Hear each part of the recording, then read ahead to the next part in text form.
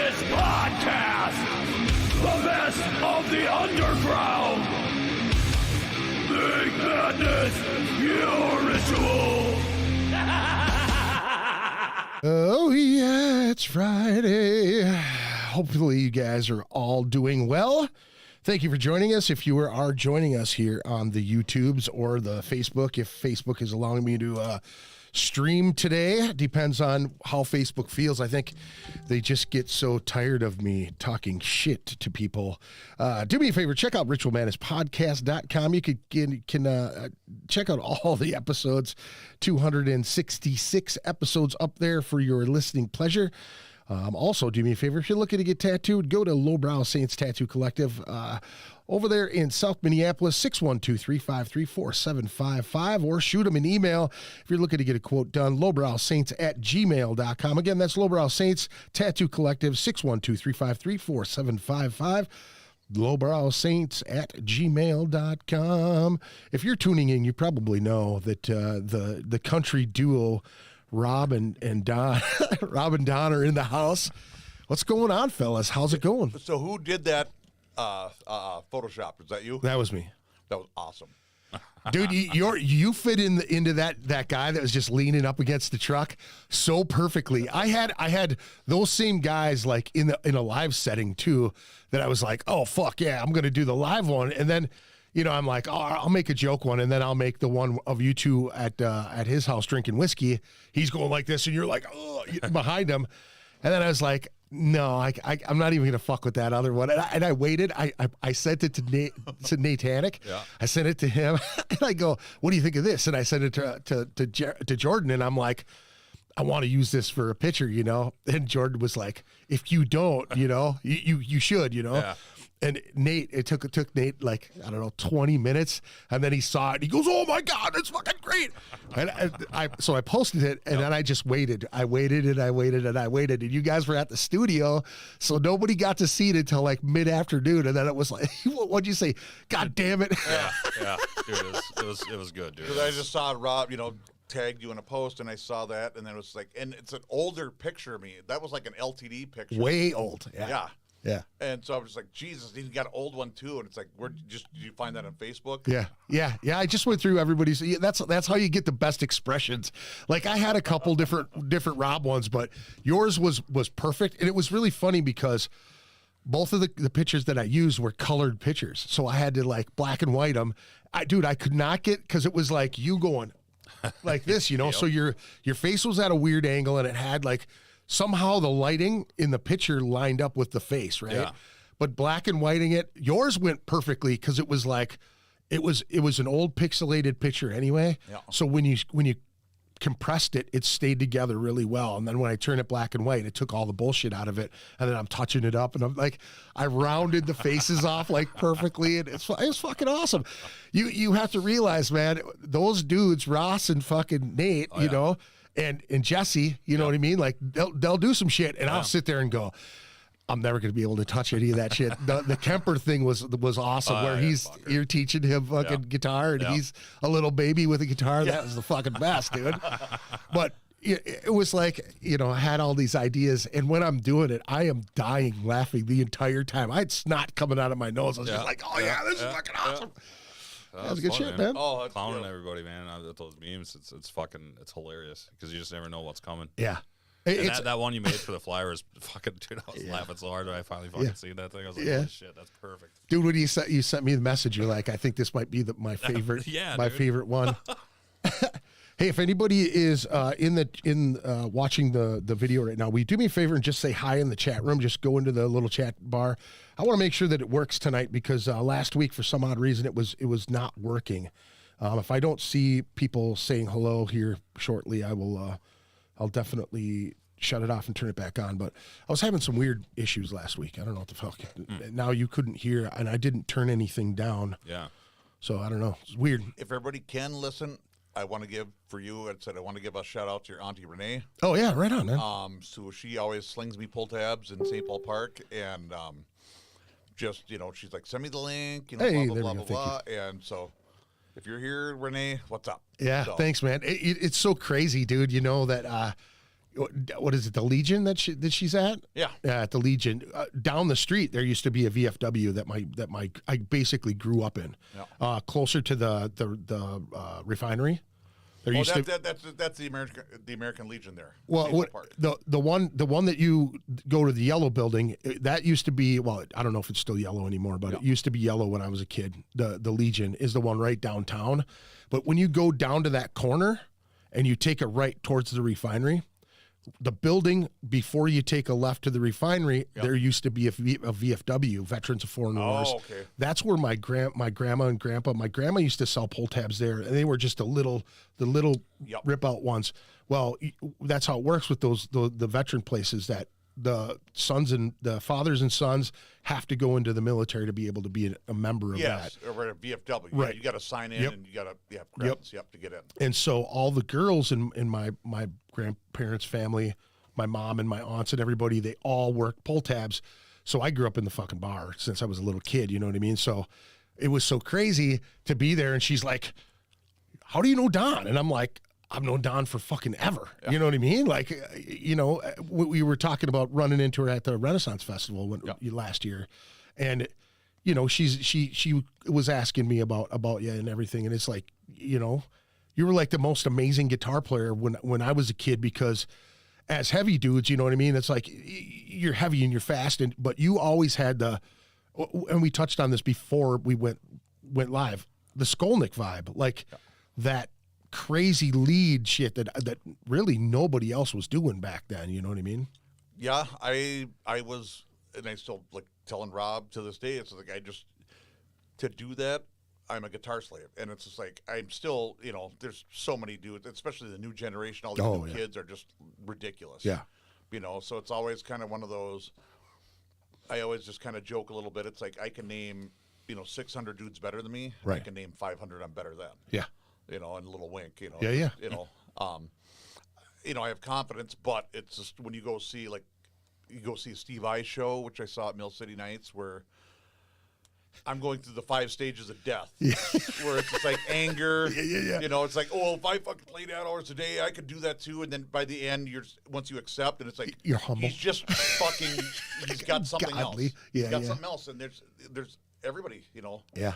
Everybody's got something to bring to the table, and it's just that's it. Yeah. But thank you, sir. Yeah.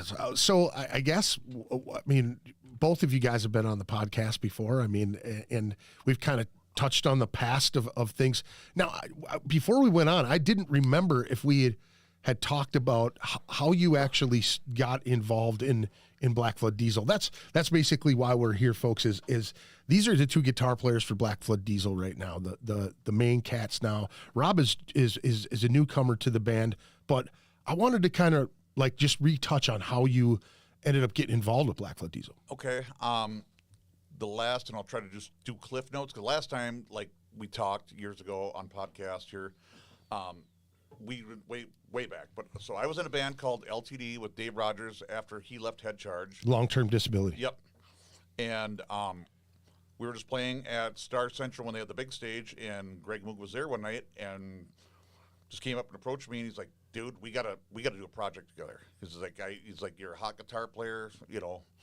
We got to do this." And it's like, well, you know, you're Black Flood, and you know, after the Cromlech days, you know, we had our little heyday at the Mirage and First Half for a bit, and then it was freaking, you know, Head Charge when they were Flux, and then Head Charge, and then Black Flood was the next big thing to come up. So it's like, yeah, you know, want to jam, and so we kind of started talking about it, and then a couple of years later, LTD was done. I was not in a band, and just kind of, you know, just after work one night at the bar, just having a drink, having myself a little pity party, and Greg calls me and says, "Dude, we fired our one guitar player. We need you. Can you learn 10 songs in 10 days? Because we got a show at Ground Zero." And so, all right. And he's like, "We'll have 10 jams." Okay. Next day, it was at the studio. They handed me the Chaos Save CD. We played half of Take the Pain, and then that was it. Everybody's packing up. And it's like, what, you know, okay, are we jamming tomorrow? It's like, no, we'll jam next Thursday. It's like, dude, we're playing the Saturday after that. And so so I went home and just woodshed. Yeah. And got back to the studio, and Kerry Happy is his nickname, bass player at the time, was like, you know, picking me apart, going, that's wrong, that's wrong, that's wrong. And it's like, dudes, I had no time. Yeah. You know, and in that time too, I had told them, like, there's a couple songs where it's like, there's no leads there, but it's like, I want to play a lead because it's like, still back then, I think I was still a little relevant, where some people, older people knew who I was and what I did, and so it's like, that's what I do. Yeah. But it worked. We roughed it through, and I was resentful for those guys for putting me in that situation, Yeah. you know. But so that was it. And then 15 years later, been out a couple times. I mean, there's we're the quiet riot in Minneapolis. Everybody's had a run at it, Yeah. Yeah. But no, it just like now we've just got this new. I'd seen so many lineups with Blackfoot Diesel, coming up with them cats when they first started out. You know what I'm saying? And you were, like you said, you were in LTD, so it was like we were all playing out at the same time. Yep. But when I found out that you had joined that band, I just was like, oh fuck. Now they're really gonna be badass. You know what I mean? Because they had always had great stage presence. They always brought it on stage. You know what I mean? There was never a real letdown by anything that those guys did musically. You know what I mean? Oh, and so many other guitar players before me and all that, like where everything was, in Rest of Soul. Eric Desjardins, where he was, as Greg put it the most eloquently, like he was such a textural player. Yeah. And all the little nuances he did. Yeah. And that's where it's like, I want to do my lead thing and do it a little bit different. Yep. But still try to respect what he did. But yeah, he, on that Chaos Save CD, he was amazing. Right. Just little things, but it just added so much atmosphere. That was when Aaron was with them too, right? Yep. Aaron and Eric. Yep. Yep. Yeah, that was crazy for him to come from No Loving Place. Yeah. Over here to do that. And they were a great band too. Yeah. Because LTD played a bunch of shows with Yeah. these guys, and they were, again, hooks, Yeah. hooks, Yep. and they were heavy, but were radio friendly. Right. Yeah. So I mean, how was that coming into the fold with those guys? I mean, they were a step ahead of everybody else too. You know what I mean? They were like, it to me, it felt like they were just behind American Head Charge, musically and as far as stature in town. You know what I mean? Like they just had it all in spades at the time. You know what I mean? Yeah, because they were kind of next as Head Charge. A got signed and then started, touring more and everything, or playing less in town. Black Flood kind of took that place. Yeah. And so, they were, because LTD, we opened for those guys when Benji was in the band at First Avenue, and it was like, seeing this, and they were like filming a video that night. Right. That everything you see on Facebook, I think it was Trained Professional and maybe one other one, but it was, it was like, you'd see it. This is the next big thing. Yep. And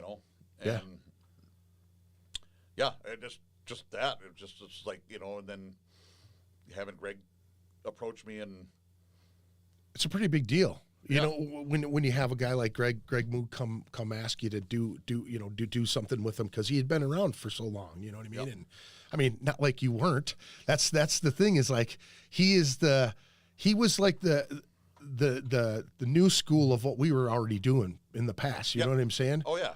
I mean, you same thing. You've done the big stages. You've done the big outdoor fest, and so it's like, it just seeing that, and just like, it's like, wow, this is really cool. And then you also, as I'm not doing much of anything at the time, going, hating a little bit, but it's just like, but you got, if you're passionate, you're talented, and believe in what you do, instead of hating on people, like so many people want to do in the scene, is just appreciate it and just, Which it really is so too fucking bad. You know what I mean? That people get so salty about who's getting what and who's doing what, who's getting these shows, who's being put on, you know what I mean? Like, I've already heard shit about Witch Den being put on that fucking First Avenue Cradle of Filth show. I'm like, those guys have been around chugging at it for a fucking long time now. Like, what is the problem with that? You should be fucking happy for them. Well, and they open for Gojira a few years before. I think they did. Yeah, they did. And so I think they had a 1 or 2 member change, or maybe 1 member change. Oh, yeah. But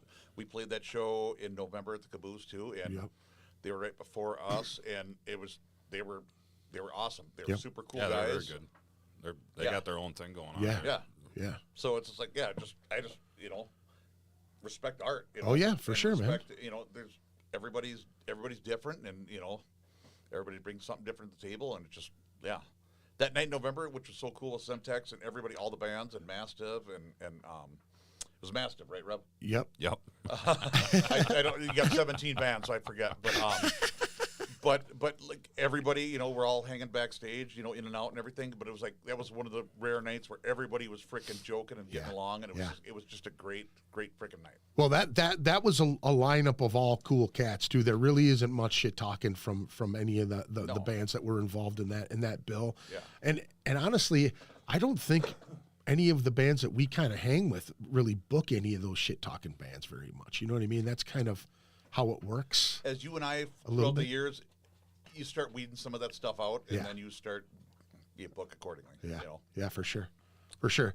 Rob, now here's now here's my first question, dude. Is like, what was your take on Black Flood Diesel, since you come from like, I mean, and I can't say this with a clear conscience, because dude, you play with the Rip Snorter guys, you've done the Blood Trust stuff, you've done multiple death metal things and thrash stuff with the tempestuous things, and like, what was your take on Black Flood Diesel being outside of the band, previous to even being asked to be in the band?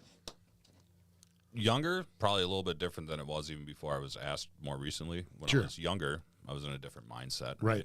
Kind of one path or whatever. And that was kind of a new thing. That was just like, what the fuck that? But that was 20 plus years ago, right? Sure.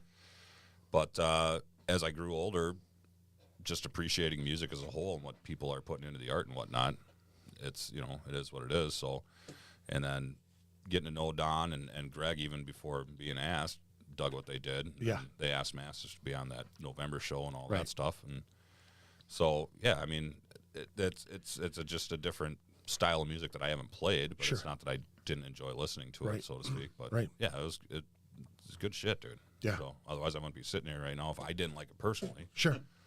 So. Yeah. But yeah. I mean, it's so crazy to me that I play, Rip Snorter's punk, right? Yeah, Horror punk. Yep. Tempestuous is thrash. Blood Trust was probably a little more technical thrash. Yep. Then the death metal, and then Mastiff's, groove. I just love to play guitar, number one, and play good, what I think is good music. Yeah, with good players. With good players, good people. Yeah. Is huge. So, but yeah, I just love to play, and playing with these guys is fucking, it's fun, dude. Yeah. It's really fun. I can imagine, man. I think that it's so understated. He's so versatile. Just talking about all these bands and all this stuff. He's so versatile. It's so understated when you say, jamming with good people. You know what I mean? Like that's a huge thing for younger cats. That, I mean, we're old, long in the tooth. You know what I mean? All three of us, but knowing the cats and getting to know the people that you're jamming with, and seeing and complimenting, or you doing your job to the point where it can complement the other people in your band. You know what I mean? Like that's huge. Leaps and bounds over what people, so some bands, they just force it together. You know what I mean? Like, one guy's got all the fucking riffs, comes in, doesn't allow anybody else, and we've all played with those type of people. You know what I mean? Mm-hmm.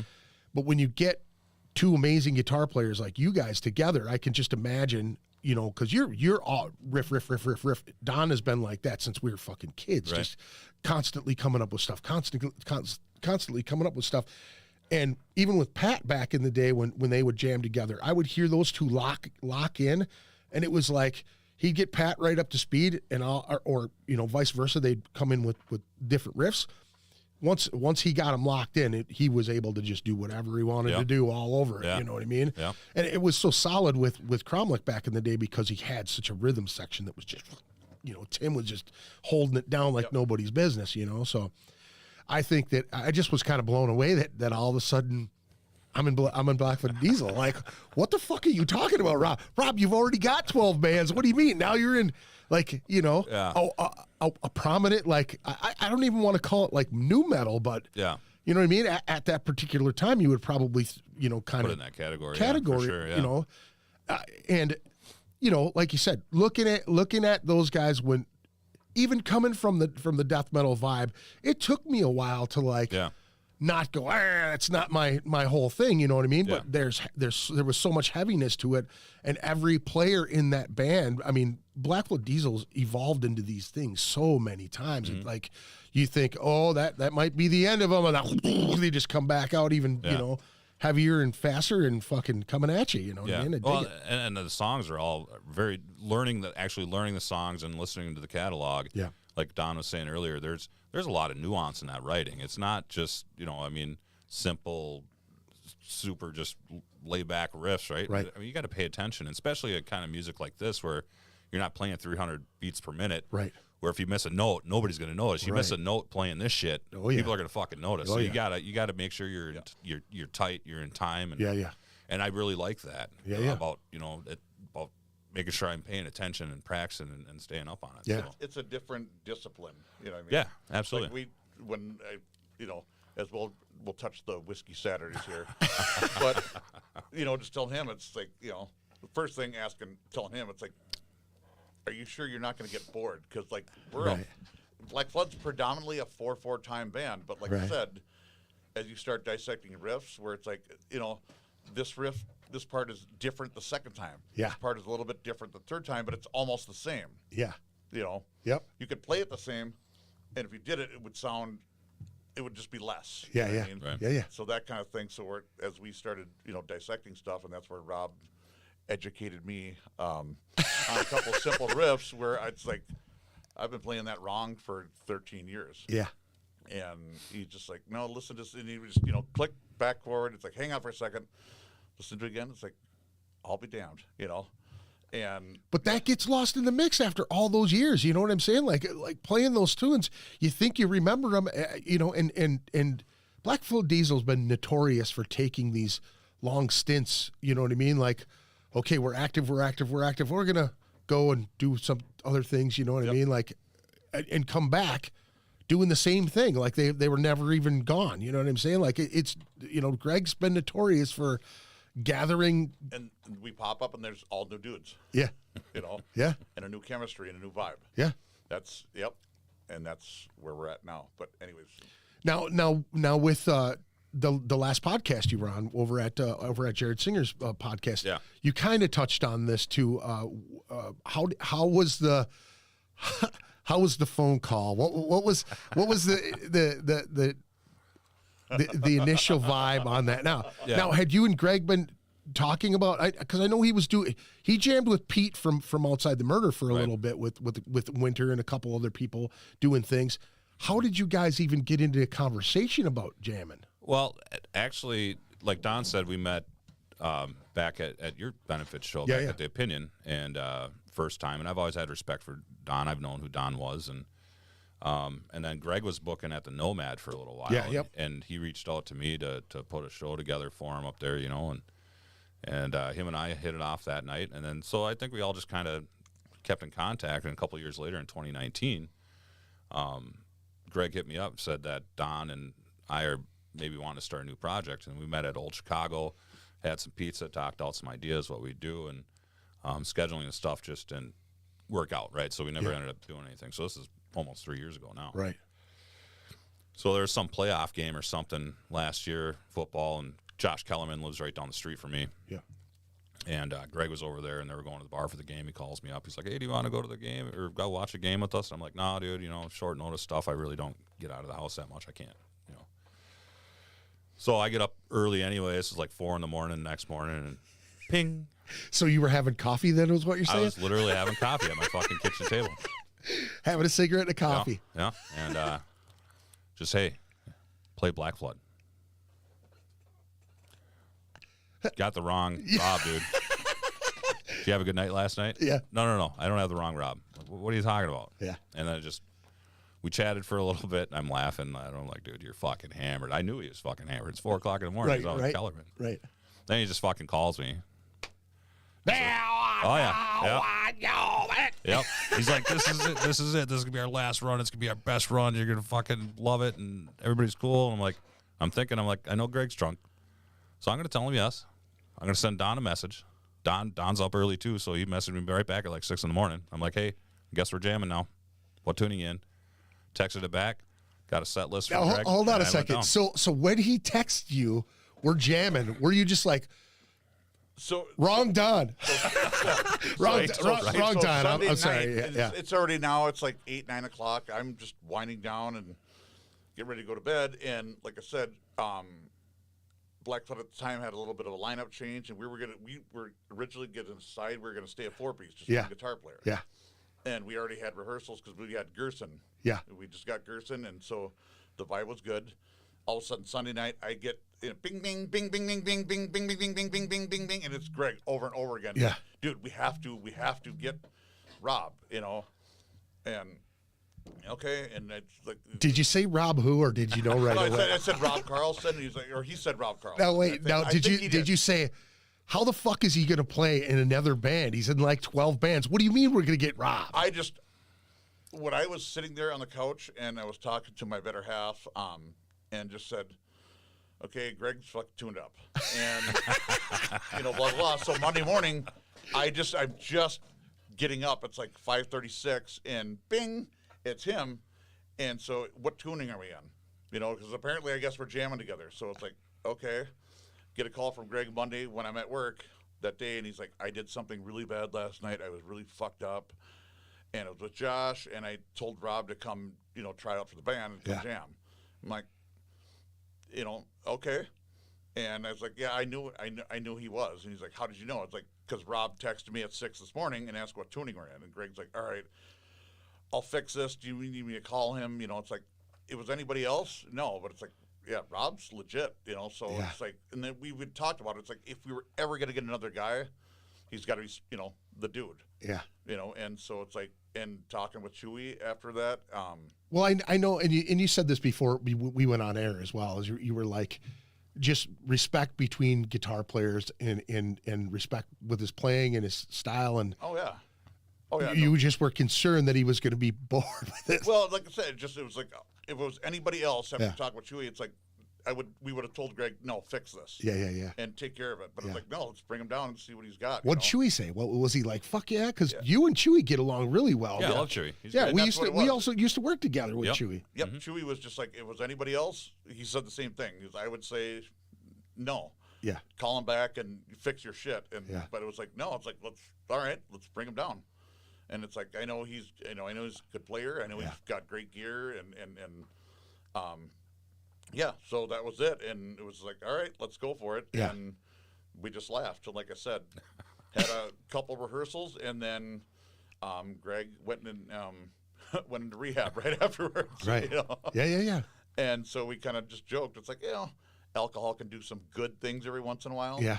But it was like I said, it was before we were on air. It's like, told you, it's like before you got here, it's like he's a godsend. Yeah. It's just, he just, that another with Gerson and now with Rob, it's just like this big New breath blood, of fresh yeah. air and just new blood. And it's like, now when we talk about, so we wanted to do this little quick demo just to put something out, you know, and refresh some old tunes. But now, as we're going to go forward and start writing, because we're going to have a new album, we're hoping, in 2023. Right.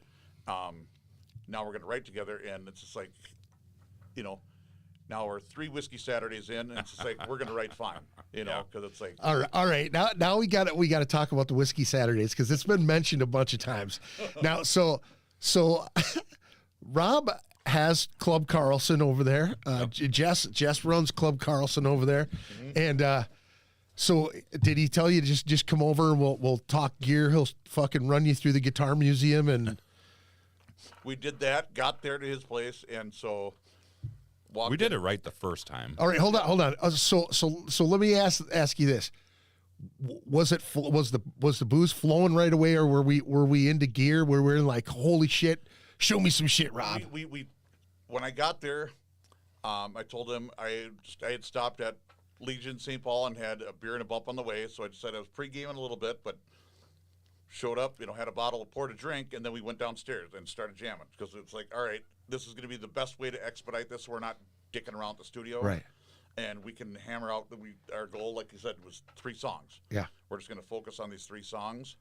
And we started just, ripping. Got downstairs. The first thing is, Rob's got fucking 90 guitars and 60 amps. So he says, "Do you want to go into the Jackson room or the BC Rich room?" Fuck, dude. Into the library or the Yeah, so firewood it's like, pit. well, No, just I kidding. think the Jackson room will be fine. And then it's like, all right, brought my guitar, my little, my Indonesian Jackson, where he's got 90 American-made Jacksons, Yeah. So I'm already, a little, I'm nervous too, man. Yeah, It's just yeah. like I'm confident what I do, but it's like I'm going to a room with this dude, and okay, and then he's like, "Which amp do you want to plug into?" So it was that 5150, the Iconic. Yep. And so I just plugged into that. We started jamming, and as we're ripping through songs and just showing him parts and everything. And it was just funny because his back was to me because he's like rewinding a section that we're working on that he's probably correcting me on.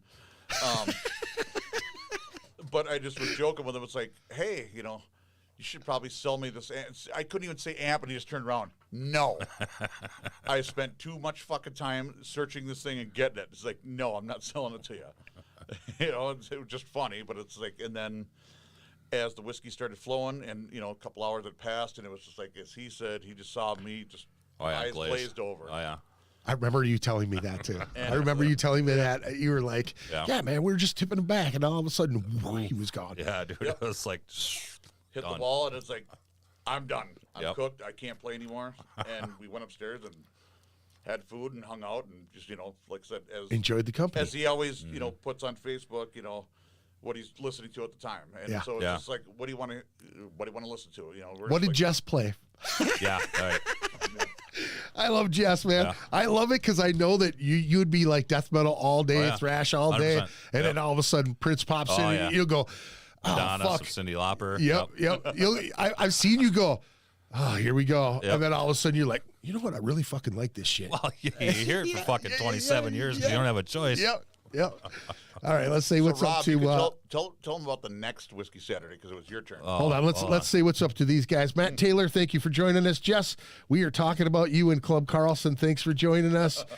Craig Rosen's beard is in the house. Thank you, sir, for joining us as always. Seen but not heard. I am here. Tell those guys I love them. I always love you, Greg. Dude, that November show kicked ass. That's all Nate there. And I just see these big letters, even with me needing glasses. ICON is what he says. Icon, baby.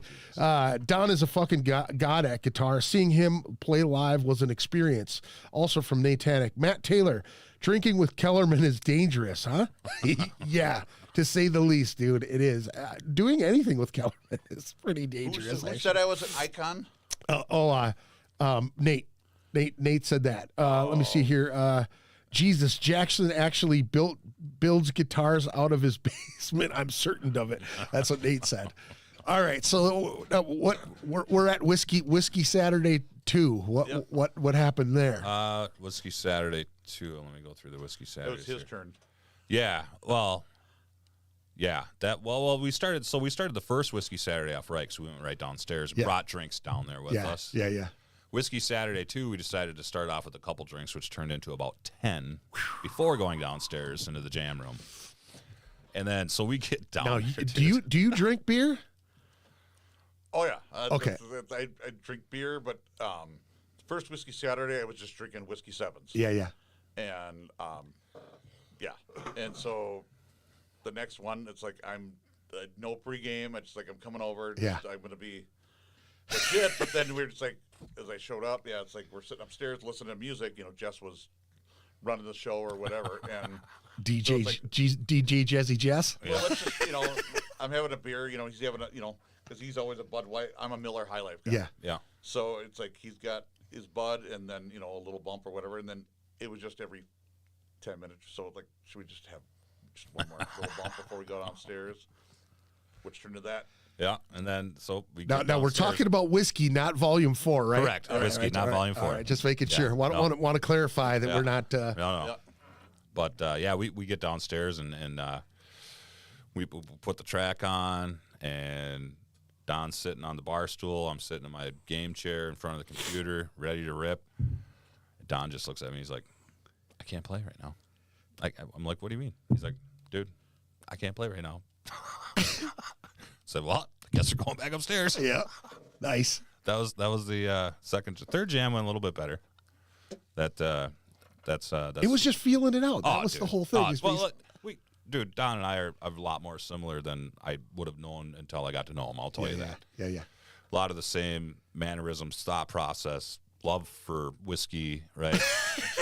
Rhythm guitar playing. I'm Yeah. not even in the stratosphere with him in lead, but we have a lot of similarities with rhythm. Yeah.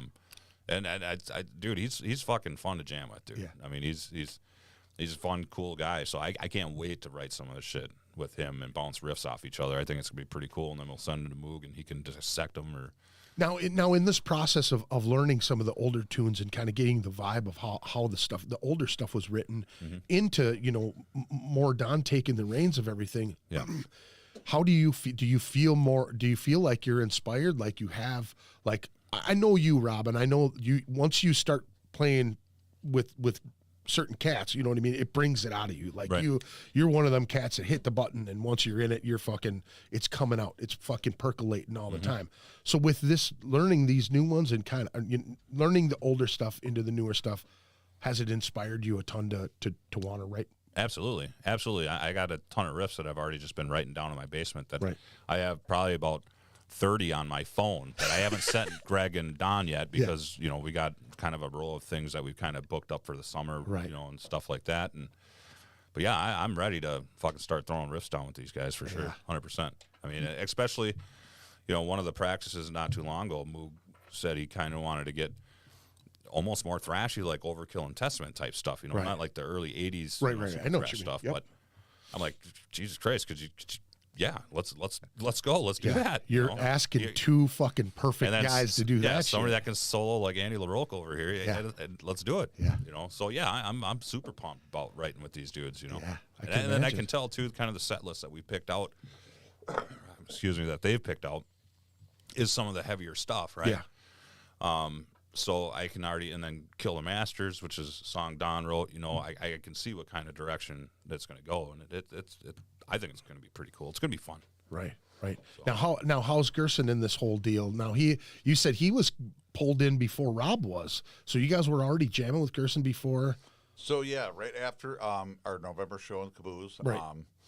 We just parted ways with Steve, and we parted ways with Chris Winter, and Gerson was supposed to be in the fold way before. Yeah. And again, like trying to hook up with Rob and Greg on a separate project, just scheduling. I mean, I travel a lot for work and stuff like that, so it just never happened. Right. At that November show, met Gerson, introduced myself, and it's like, we're supposed to be jamming together, And Greg just right away is like, I'm gonna get Gerson, and then also Now how did you feel seeing his band? Jared Joe. Yeah. How I just watched him and just watched his flow and his style, and he just dude, he's gotten so much better than Yeah. the last band before this one. I mean, I remember him back in the, and I cannot remember any of his old bands because they were like in and out real quick. But I had seen him play, and I remember watching him jam, and seeing him on that in November. I was blown away. I was like, damn, this dude has gotten a lot better. He just, like I said, and he brings down, because he's from Santiago, Chile, I believe. Right. So he brings this vibe, Yeah. that Latina vibe into it, which is really, it's just really cool. So we have some stuff where all of a sudden, he's got the little tiny rototom, so he's getting a little of that Sepultura, and just does his thing. Yeah. And where I know Greg originally wants stuff to be like it was. Yeah. And it's just like, I'm kind of telling him, Greg, sorry, buddy. But, just let him breathe. Yeah. Let him be his own man. Yep. And we won't let him get too out of control, but just let him do his thing. And like I said, when it was just the four of us, it was really, really good. We started locking in, and Good and raw, I bet you. yeah, and it was just again, it was fun, it was new, and yeah, it just. Let me see here. Steel Corner 27. Can't wait to see Rob play with Don on 625. Two fantastic guitarists. Thank you for joining us, and thank you for throwing something in the chat. Thank you to all of you throwing. If you guys have any questions for either one of these guys too, just go ahead and throw them. Except for you, Nate, because I know that's going to be it's going to be something punny. Just kidding, Nate. You can do whatever you want. I love you. Well, that's fucking dope, dude. I'm excited. I'm excited to hear what you guys create together. And I know you're going to add extra flavor to the older stuff too. I mean, like how is the vibe so far? How many times a week how many times have you guys jammed? Like Maybe a dozen. Yeah. I think I started jamming with them at the end of February. And then March is probably our first jam where I came down, and then Don's come over 3 times, I think. But yeah, jam's going good. Everybody's pretty tight. I mean, the last couple jams we had, even before we went in and started recording the CP, everybody kind of felt something. Like everybody was locked in. The drums were locked in. Don and I were locked in. Chewy's locked in with Gerson. Yeah. Greg was out of treatment, clean. His voice sounded fucking great. Yeah. And so, last practice, I was getting goosebumps and shit halfway through the set. I'm like, it sounds fucking tight. Right. And then I'm gonna go blow that on the stage on June 25th. Just fall off the stage or something. Right. But yeah, no, I mean the practice has been fucking pretty killer lately. So it's locking in, I think. So Yeah, we'll we're see. usually We'll see if we can once bring it a to the week, stage. and then every once in a while we miss a Thursday, and just with schedules or something going on. Yeah. Or somebody's sick or whatever. But it's like, as Gerson's the one who always is ribbing me. It's like dude, we're gonna miss a Thursday. It's like we got a show in June. It's like, Yeah. dude, we're gonna be fine. We're gonna be fine. We're gonna be fine. Yeah. And I think I like that little absence sometimes. Like when you get back, you're freaking hungry. Oh yeah. And that's what I said. Like I said, we get in, and then all of a sudden, we're 2 songs into it, and we're all laughing. It's like, oh, we could play tonight. Right. Yeah. That's the best feeling ever. Oh, like you said, I get goosebumps again, and it just like, we just always at rehearsal we open with Lost Cause, and as soon as Chewy hits the bass, as soon as we just kick in, and Gerson does in it for and it's like, yep, we just all kind of look around, and it's like, yep, this is the deal. That's fucking awesome. Yeah. I'm glad, man. That's fantastic, man. Two, like I said, 2 powerhouse guitar players coming together. That's fucking forming Voltron and shit. And then you got a sober Moog on top of it. Jesus Christ. Right. Oh, Who yeah. knows, man? You guys might hit some fucking rooftops on some shit, dude. Honestly, if you get Moog on the Moog that he used to be, you know what I'm saying? Like he fucking would push some shit. You know what I'm saying? Like people always knew what was going on with those cats. He was always moving. Yeah. I mean, which one of us hasn't really hit that wall with the partying and shit? You know what I'm saying? Like, and honestly, I think that he's long overdue to straighten himself out. You know what I mean? And I hope it sticks, man. Honestly, I hope it does, because I know that from past parties with Moog, I know that he gets down. You know what I'm saying? So it's great to see him, and I'm super optimistic for him. I know that he was headed that direction before. I know he was trying to do the sober thing, and then kind of fell back into it, doing his thing. And I watched a little bit of the other podcast you guys did where he was talking about he just wasn't a very good drunk anymore. He just started becoming kind of angry and mean, and you get on a couple days of that, and fuck, man, who knows what kind of bridges you could burn. You know what I'm saying? I've been there. I've done that before. It's Got the T-shirt. Yeah. Yeah, no shit. I'm so happy for him, man, because on that podcast, dude, he looked fucking healthy. He was clear, like his fucking just his face and his mannerisms and body language, dude. He was just like, you know what I'm saying? Like Moog was standing up. His first rehearsal back. Yeah. And so when he talked to me before he went in, it's like I'm gonna get Rob's gonna get trained in and all that, and it's like I'm just told him I'm gonna hold the fort down. But when he came back, I mean, Gerson even said, he's like, your face, your complexion, he's like, you look better. And as soon as we went into it, it's like that's the old Powerful. Greg voice. Yeah. Old Greg voice again, and he is the happiest I think he's been in a long time. Sure. And so that part is really it's empowering to everybody. Yeah. He's one of them cats, man. When he enters the room and he's on the good vibe, man, he can really liven the place up. Oh, he commands presence on stage. He is, and it helps. He's a little sexy dude too, So the chicks dig him, Yeah. But he is he is a singer. Yep. He's got it all down, and I think now, even when he wasn't on, back in some of the other days, he's always conducted himself. When he gets on stage, he's a fucking robot. Oh yeah. He's a fucking Oh robot. yeah. We played a show with him at the Ground Zero one time, and I turned my back and turned back around, and he was fucking went from 0 to 100 in like minutes. You know what I'm saying? But as soon as he hit the stage, it was like it didn't even affect him. You know what I mean? Like I knew he had been going for a little while. Yeah. You know what I'm saying? And I look back, and at that time I was clean too. You know what I mean? So I look back and I see him, and you could just tell he was just fucking, you know what I mean? Wound up, boy. You know? Yeah. But like you said, he's always been a professional on stage. He's always conducted himself like a professional on stage. Absolutely. For the most part. I've seen some shit, but fucking who hasn't? You know what I mean? Let loose and, kicked a few things over. All been there.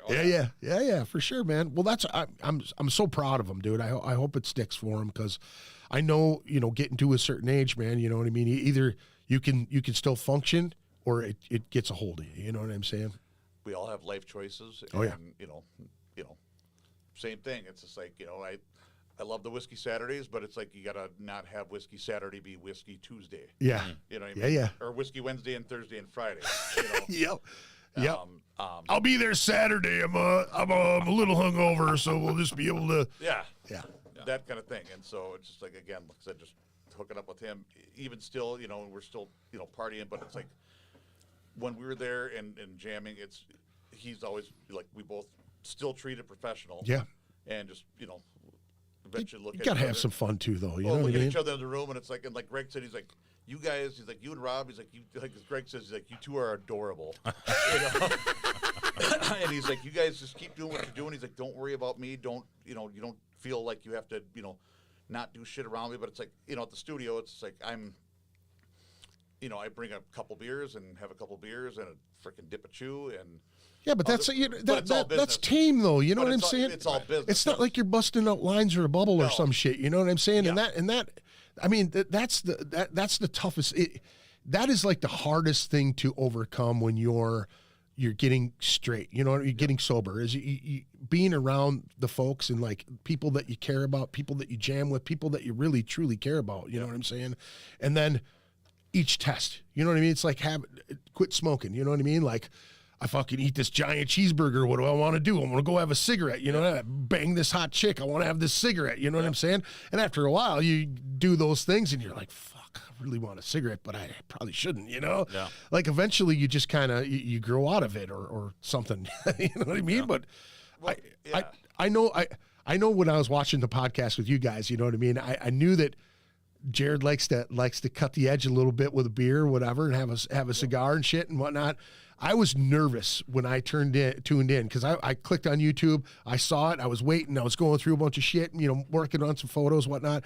And all of a sudden I saw it go live and I went on and I was just like, oh God, don't be drinking whiskey or something in front of him, man. You know what I mean? Give the guy a break, man. Yeah. He's just fresh out, But he seemed like it didn't faze him, man. I'm fucking real happy for him, dude. I really, you know what I mean? Yeah. Greg is one of those guys that I've always wanted to succeed, man. Even, like 2001 is when Black Flood won the Battle of the Bands. We had won the year before, and that was their first time playing X Fest. You know what I mean? And I was like so fucking stoked for those dudes because Benji had kind of paved the way for Benji and Brian kind of paved the way for that band to move forward. You know what I'm saying? Benji was doing the was it Clockwise, I think it was at that time. And, and Brian was with them and then joined American Head Charge and went out on tour with them and, coming back and forth and whatnot. But when they won that Battle of the Bands, I was so excited for him because Greg was like, kind of like a little brother to me. You know what I mean? Like I knew Benji, I hung out with those cats. I loved to see where they were going. And they were leap and bounding through the music scene. You know how it goes. Yep. Back then it was like, there was merit involved in it. You played so many shows, you ate so much shit, you paid your dues, and those guys definitely did that. So it was always great to see them move and do so many great things, man. And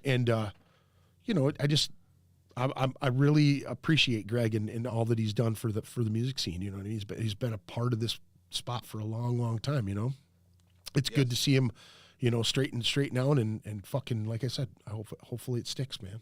Oh, If it doesn't, I'm not going to love him any less. You know what I'm saying? And he knows that. But if there's, like anybody, part of recovery is relapse. Yeah. Yep. And if he has a slip, it's just like just his whole mindset. When you talk to him on a day-to-day basis, he is focused. Right. And he just is. It's different. yeah, It's just different with him this time. And Yeah. he just like when he was there, he was when Yeah. I talked to him like 2 or 3 times when he was there for a month, and he just you could just hear in his voice, you could just hear change. right. Which is fantastic. I fucking love it. Nate says, "Wow," and then he says, "I love you." And Matt Taylor says, "Truth, Nate. Surprised it's been this long that Nate has, and Nate hasn't even asked a silly question. I figured he would. No silly questions from anyone, huh? Nothing. Got 11 people watching. Thank you very much for tuning in and checking us out and talking shit. These guys are actually gonna play an unreleased tune from this. Ask Don when is he gonna let me play his rig? Rob won't let me play his anymore. Is he talking about the Kemper? Probably, yeah. So Rob just sold me one of his. Because Rob's got 72. too much shit. But Yeah. he sold me his Kemper lunchbox, and How did you talk him out of it? Now, was this the original rig that you wanted to buy the first time you were over there? Where he's like, no, that was the 5150. Yep. But no, just like all of a sudden, I had some primitive gear. Rob's always gracious and was like, "Oh, you got good tone," but it's like my power amp. All of a sudden, at one practice, it started like just cutting, like the volume would just drop. And so just joking with him one night, and it's like, "Hey, you want to sell me your Kemper?" And he's like, "I got 2." He's like, "I'll sell you the lunchbox." And it's like, "Seriously?" And he's like, "Yeah." And it's like, he's like, "Normally they're like 2,600 new," and he's like, "For you, 18." So it's like, "All right, you let me give you a few payments on it." And he's like, So Rob, you let him have a layaway plan and shit? yeah. I know where he jams. That's awesome. And that was the next rehearsal once it was there, and it was just like, again, then everybody was just like, holy shit. Hey, Don, how's it going? Yeah, the Rob over here. Just wanted to let you know you're a little delinquent on a couple payments. Yeah. I'm going to be sitting over the repo man in the next couple days. He's going to be showing up in a trash truck. Hired goons. Hired goons. Yeah, I'm going to have Guido and frickin', Some of his trash guys, dude. Jimmy the Fish fucking looking for me.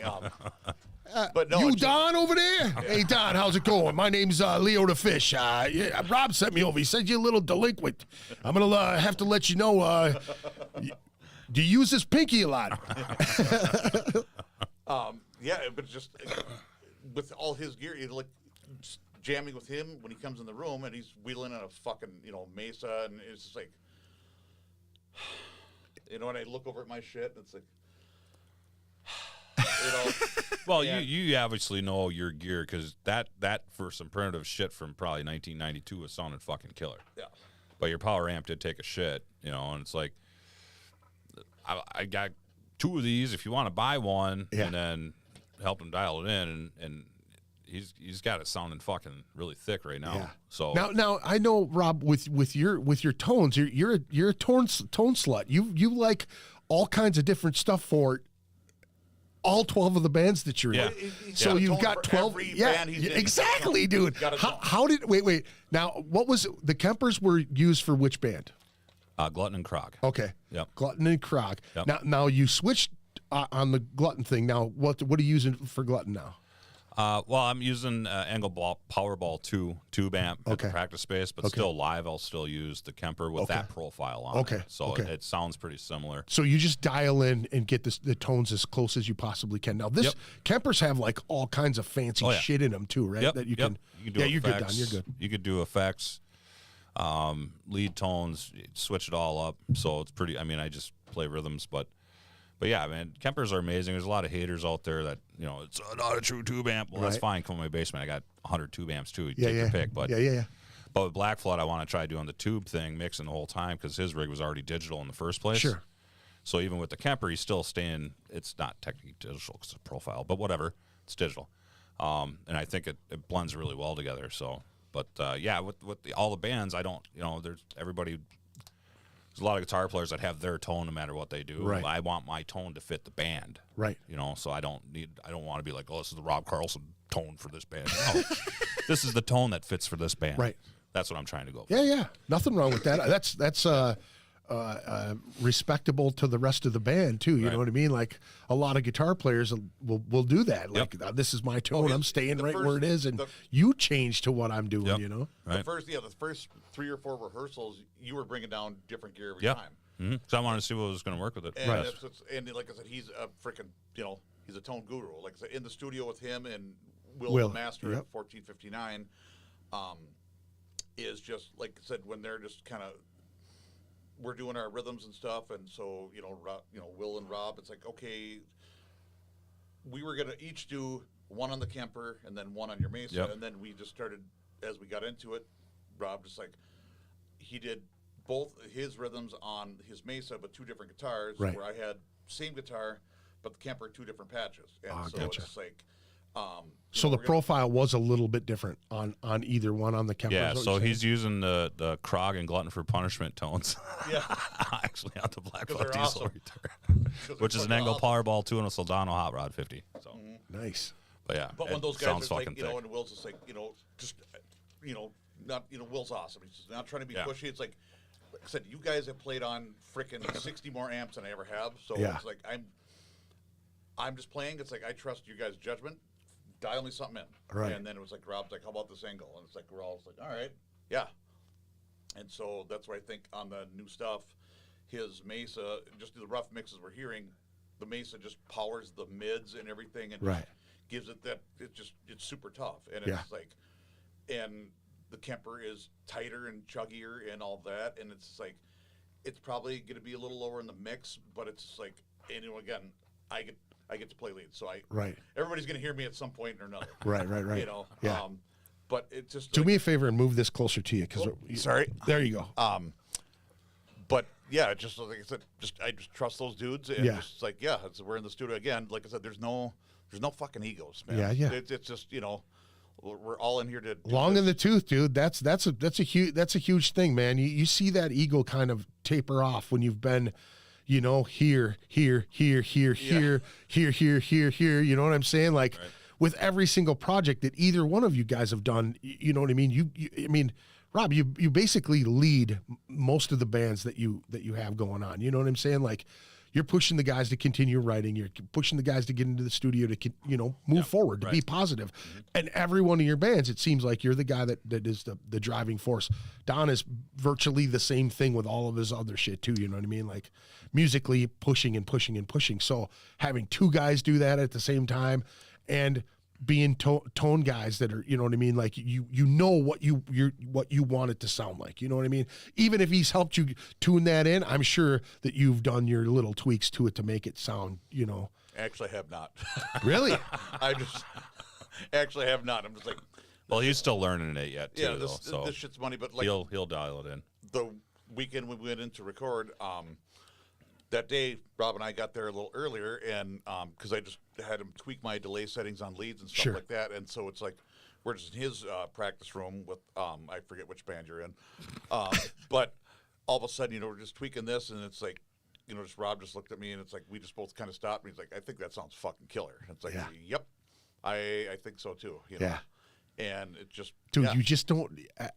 I can just say this as a vocalist looking at guitar players, you hardly ever fucking see that shit. They're like, no, dude, I don't know, I really like the, you know what I mean? And it's like, one guy's fucking, mids are this way, that way. You know what I'm saying? All the tones are so much different, but finding that. I mean, when you guys were talking about being in the studio and using those 2 different sounds and melding them together, how it just sounds so much thicker, and then adding and learning from the experience too, like Will telling you, hey, we should, double these up. And you're like, fuck you, let's quad these bitches up. Let's do this crazy, you know, make it nice and thick. Well, it's just like I said, again, it's just respecting him and because he knows sound. Yeah. And my hearing isn't so good anymore because I, just never earplugged and did all that shit. But it's just like, again, like I said, just respecting this guy and when I hear what he comes up with, and it's like, this is fucking money. Right. This is fucking so money. Right. And that just, like I said, just the Kemper, just walking into the studio is, I just have this new, like I said, I had old primitive gear. Just walking in now, it's like you just get this new confidence boost. Yep. And so it's like, that's the, You got a new cape. Yeah. Oh, You got a new cape, dude. You're ready yeah. to fucking fly. Like, and it just, they make these fucking, whoa. You know what I mean? What do you mean? I could do this and it'll just pop out? Whoa. Just like I said, the last, Sunday when it was just, we both did our last rhythm tracks and then did leads, and it was just, I start cutting leads and just look back, and I just love it because Rob's just fucking, just shaking his head, and it's like, you fucking dick, Tara Wilson says, you'll have to come down to Texas. Thanks for joining us, Tara. Appreciate it very much. Always a pleasure. Nate Tannick says, Rob is a fucking icon. Dude got me to play bass. He's fucking good. Rob, stop selling Kempers. That's fantastic. Have you got an endorsement from them guys No, yet? not yet. I'm waiting for the Germans to send it over. Yeah, that's right. They'll send it right over. So you guys did bring a track, or you sent a track over from this new. Now, do you guys have a tentative name or anything for the? Is it just an EP? Is it just how many tunes you guys doing on this? It's just 4 songs. Okay. 4 of the older ones, and I think 2 of the two are kind of older, and then 2 are kind of more recent. Okay. Yeah. So Kill the Master. Yep. Product Cleansing, and then Product is from Chaos, but then Fountain of Youth Fountain of and Youth. Human Torch are like way in the archives. Okay. And so, like I said, I just wanted to, when we were talking about what songs to do, it's like I just wanted to do Kill the Master because I wasn't super happy just the way the production, everything came out, because I just felt it was rushed. And that's no slam on anybody. It was rushed. And then we were going to do a different song, but then Greg brought up, let's just do Product of Cleansing because that one sounds a little tighter, which I'm just laughing because like there's another lead in that one, so I got no qualms with that. Yeah. You got to shine on another So one. it's like let's give her a rip, Well, I don't know. I guess. Yeah, exactly. You're like, yeah, sure, we'll do that. So now this is recorded at 1459. Yep. And this is a rough mix. This isn't like the main Will the has main it mix, really the master super mix. mixed and mastered. Anything, he probably just gave us a little bit of a rough mix. Yeah, but I sent him a message yesterday. Hey, do you got anything that you just quick mix and master? It'd be good enough for the podcast. And he whipped that to me this morning. I sent it to the guys. They gave it a thumbs up. But when you got the okay from Papa Moog, we don't want to get. we were all waiting. We were actually everybody answered, so we were waiting for Papa Moog. Everybody's like watching the phone. You say yes, Yeah. Say yes, Well, yes. big one is Papa Will, where like I said, when we finished, he just gave us a CD and was like, "This is for your listening only," Yeah. And I get that, and you respect that because it's not mixed mastered, so Right. it's like he doesn't want people to start going, "Oh my God, that sounds like garbage." That's like, Will though. Will hasn't. He's smart like that. Will has not touched his magic yet that he does, which he brings. Yeah. I mean, he. I have yet to fucking be in the Proof is in the studio pudding. with You've him, heard man. everything. You've heard but everything. man, You I've look heard at his all good studio, things. you see all the frickin' CDs on his wall. Yeah. That he's done. Solid. Everyone is solid. And Even the shit that you've never even heard of is solid on that Yeah. wall. And it's not just because. And Will is, he's always. I mean, even for a brand new client, he's still a very reasonable price guy. Yeah. And just because he loves the art too, but it's just like and he gets to he runs the booth, and Right.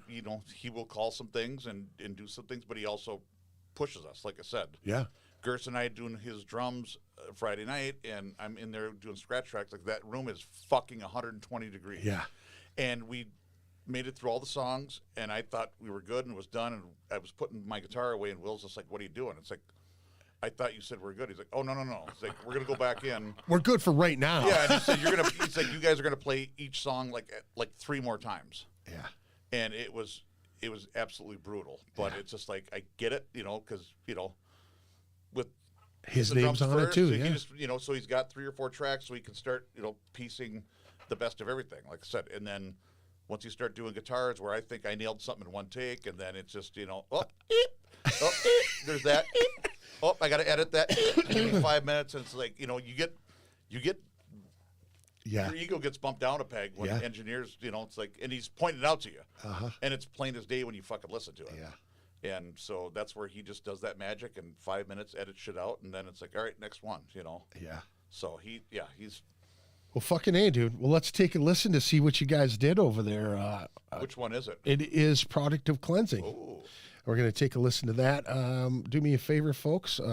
Turn up your fucking TV or your computer and listen to this tune. And again, this is a rough mix of Product of Cleansing from 1459, Black Flood Diesel's new EP that's going to be coming out here pretty soon. Any kind of projection on when you guys are going to release that deal? I don't think so. We're hoping by June 25th, but Yeah, I don't think we can we'll get have press it that for, quick. But yeah, I don't think we'll have it for that show, but the September shows. early July, maybe. Awesome. Okay, well, let's take a listen. Folks, stick around. We'll be right back.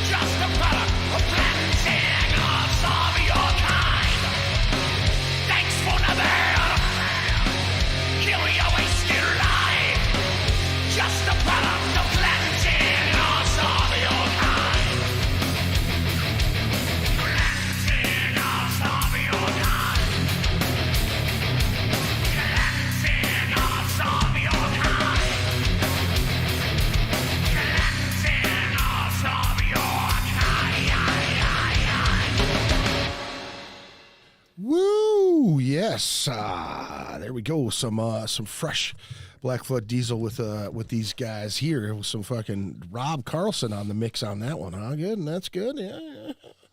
Hope you guys enjoyed it. Thank you for joining us again. Do me a favor, check out Lowbrow Saints Tattoo Collective over there in South Minneapolis, 612-353-4755, lowbrowsaints@gmail.com.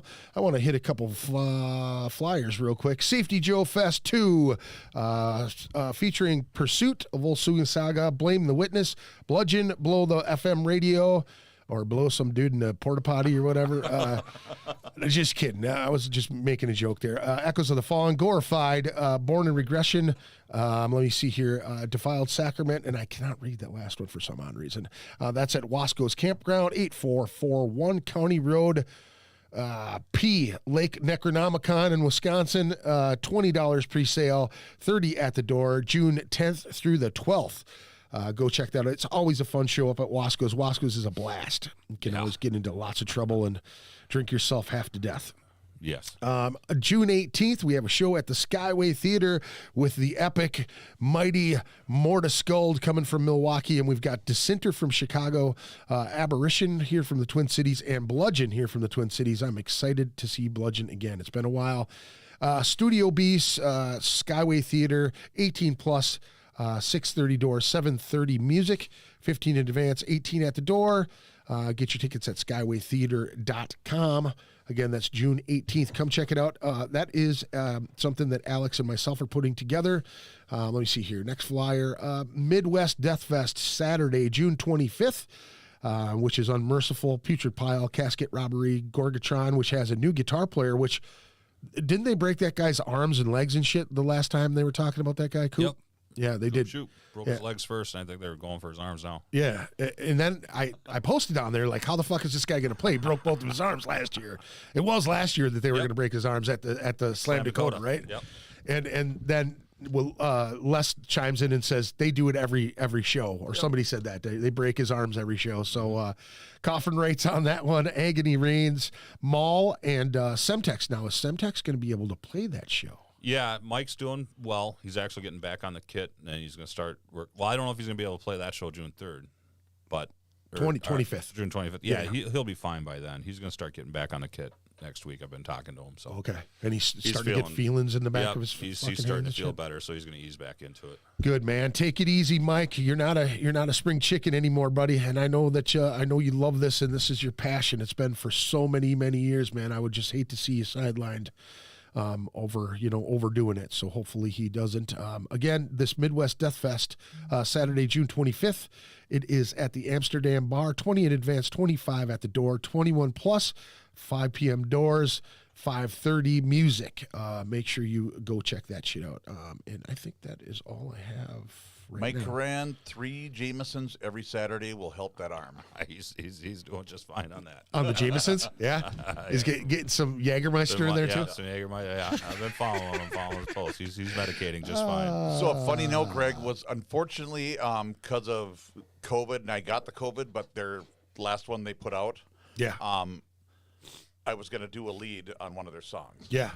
And I was traveling for work a ton, and I spent a shit ton of time, and it was like the rhythm. And I think it was "Fight the Good Fight" song. Yeah. And it was like a clean part, and then just building up in this whole fucking thing, and it was like, and then I got sick, and then Dennis was just like, I was going to record at his place, and he hadn't gotten COVID, and it was just So he's kinda, like, stay the fuck away. well, just like it's one of those things. It's like, all right, and then it was just they had to be done. And so Yeah.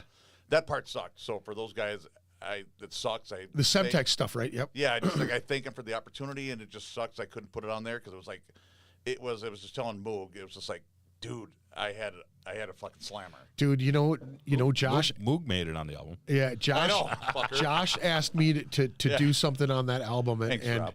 and I said, yeah, let me know what's going on. And I don't know how that didn't materialize. It's probably something on my end or something. But listening to that album and hearing those guys do that, and then Bill Lindsay's on there and Moog's on there, and you know what I mean? So many other people. And then I saw him again live, and I was just like, I walked up to Kellerman. I'm like, dude, the next thing you do, I have to be on that album, man. It's just that whole album is fantastic, dude. Dude, Dennis and Mike, they are machines together. Jamming with them in Blood Trust back in the fucking day. They got the Eddie Van Halen, Alex Van Halen vibe. They're just brothers, dude, and they write some killer shit together. I agree, dude. I agree. Those two feed off of each other really, really well. They have for years, man. Yep, so crazy. And then you throw Limo in the middle of that too. He's a fucking riffmeister too. Yeah, he is. So you get that mixed together, man. Yeah, that November show we played with him too, and then Dennis he's got a couple leads on some of the newer stuff too. Yeah. And after they were playing, before we went on, I think when you guys were on, I was sitting next to Dizzle, and that's when I just started laughing. It was like, you don't need another lead player. It's like, you got one. Dennis is right there. He's already handling business. Yeah. And it just from their last one before this new one, it's just like, how they have,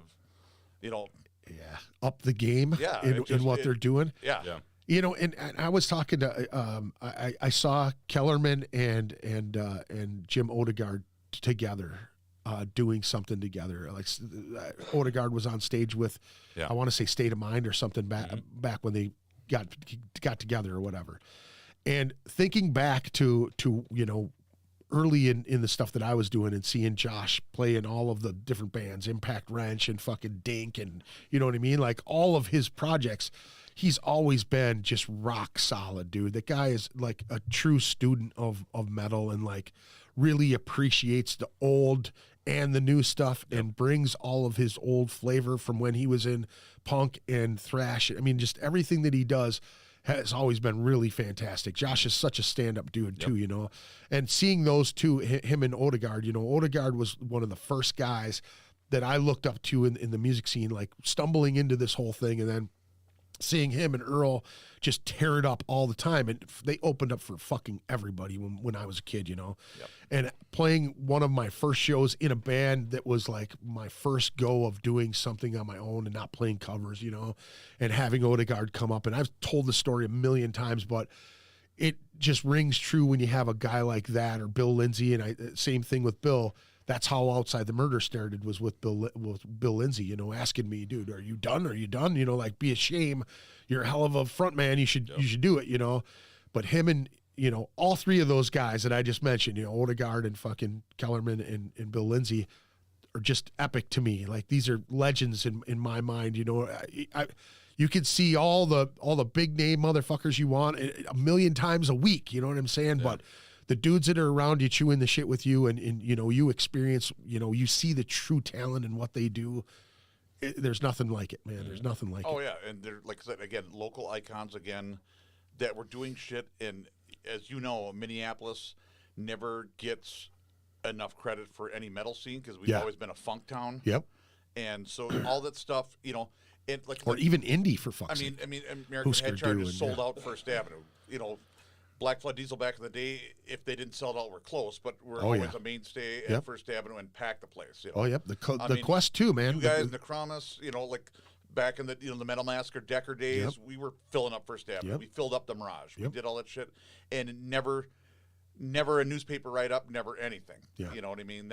That's what kind of stinks in this town. It's just like metal never gets a fair shake, for sure. Where other towns like, you know, Tim Radsville, Crown like Tim now, and Phoenix has always been a metal town. Yep. You know, they've always just kind of got that, you know, and it's like we aren't known for that. Yeah. There's a lot of quality shit coming out. Oh, yeah. Yeah, there's. I mean, like, even like back in the last podcast, we're talking about, you know, when an emergent singer left and came back, and I felt really stupid because I was like, oh, their new singer sounds just like him. You're like, no, he came back. Yeah. Like, oh, my God. Yeah. But, I mean, those guys again too. It's like they were, you know, they're a great band. It's like there's so many good bands in this town, and just people, you know. So many talented musicians. Recognition here, you know, for that, which is fucking sad, man. You know what I mean? It's really, really sad. And then you get one band out of Iowa that just fucking blows up the entire Midwest. Right. Yeah. One band out of Iowa. That's it. One fucking band. Not like a whole bunch of bands got signed out of Iowa. It was one fucking band that found a fantastic gimmick that looked like, you know, dude, it was like Road Warrior. You know what I mean? Like, we're going to chew up these metal dudes and spit them all out. They all look like the fucking, you know, the Lord Humongous and shit. You know what I mean? Banging on Shadow. You know, crazy fucking dudes. And I remember seeing them very early when they were at First Avenue, when they got banned from there because they destroyed the cappuccino machine. Yep. And $5,000. You know, and then Tim and I just got back from Arizona. Yeah. And you know, seeing Slipknot, and I was just kind of, you know, gimmicky, blah blah blah. And then it was like, you know, all of a sudden, you know, Iowa comes out, and I was like, okay. But that's the funny thing, though, is, dude, we were rubbing elbows with them cats way back in the fucking day, playing down in Des Moines. All the time we were running into them dudes. The amount of bands, there was like 4 or 5 bands that I jammed with that basically housed every one of those members of that band. You know what I mean? And I know that they've come up here. Did you ever meet Joey and Paul back in the day when they jammed in Anal Blast? No, I never did. No. Wow, that's I don't so know crazy. if at that time if I was in Phoenix with Tim doing, you know, the Halford stuff and all that. Yep. But no, so it's like I was gone for, and it's, what's funny is I was gone for about, I'd moved down to Phoenix twice.